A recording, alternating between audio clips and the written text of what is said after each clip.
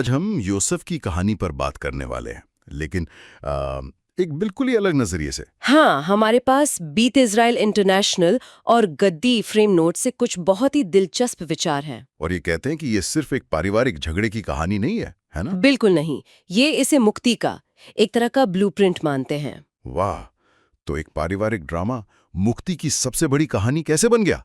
चलिए इसी पर गहराई से बात करते हैं। और इसकी शुरुआत होती है एक बहुत ही दिलचस्प जगह से, याकूब की शांति की इच्छा से। वो बस आराम से रहना चाहते थे।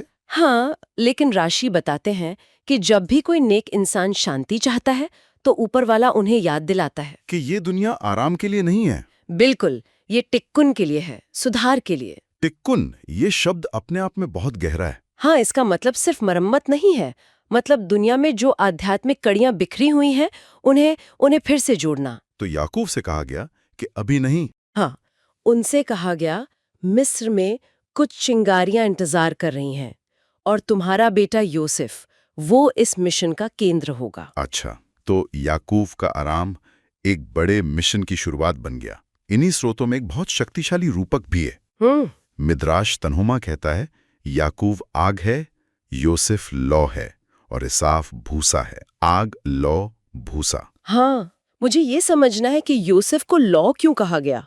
आग तो उनके पिता याकूब भी थे। बिल्कुल, और यही इस पूरे विश्लेषण का दिल है। अच्छा। देखिए, आग यानी याकूब वो ज्ञान का प्रतीक है, एक स्थिर पवित्र प्रकाश।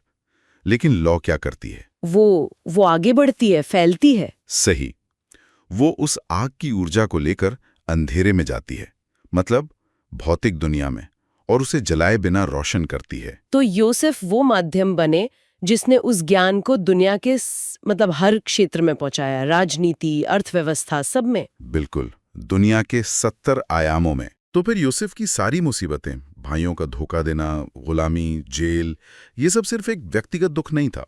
नहीं, बिल्कुल नहीं। बेत इस्राइल के स्रोत उन्हें एक बड़ा ही कमाल का नाम देते हैं, मुक्ति का पीड़ित इंजीनियर। पीड़ित इंजीनियर? ये सुनने में थोड़ा अजीब लगता है ना? एक व्यक्ति जो खुद पीड़ित है वो किसी चीज का निर्माण कैसे कर सकता है? हाँ, यही सवाल मेरे मन में भी आया। क्या ये कहकर कि सब एक दिव्य योजना थी, हम उनकी असली पीड़ा को कम तो नहीं कर रहे? ये बहुत ही जायज सवाल है। बाल शेम तोव इसे चढ़ाए के लिए वंश के सिद्धांत से समझाते हैं। मतलब कभी कभी बहुत ऊंचा उठने के लिए पहले बहुत गहरा उतरना पड़ता है। जैसे गुलेल को चलाने से पहले उसे पीछे खींचना पड़ता है। अच्छा। यूसुफ का हर दुख, हर विश्वासघात वो एक सोची समझी योजना का हिस्सा था, ब्रह्मांड की आध्यात्मिक व्यवस्था को ठीक करने का एक एल्गोरिदम। ठीक है, ये एक प्राचीन कहानी का बहुत ही गहरा विश्लेषण है, पर आज की दुनिया में इसका क्या मतलब है?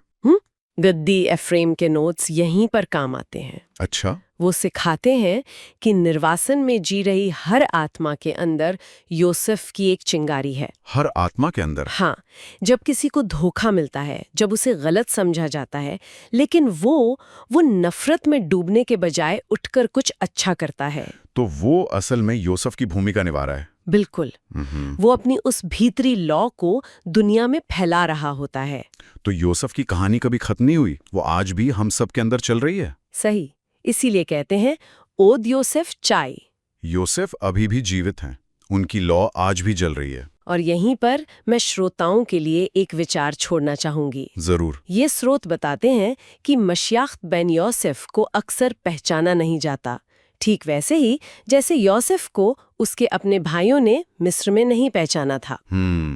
ये एक बहुत बड़ा बिंदु है। तो सवाल ये उठता है, क्या हो अगर मुक्ति किसी एक बड़ी घटना का इंतजार करने के बारे में नहीं है, बल्कि सिर्फ मुक्ति की उन छोटी छोटी चिंगारियों को पहचानने के बारे में है, क्योंकि शायद जिस पल हम उन्हें पहचान लेते हैं उसी पल निर्वासन का अंत शुरू हो जाता है।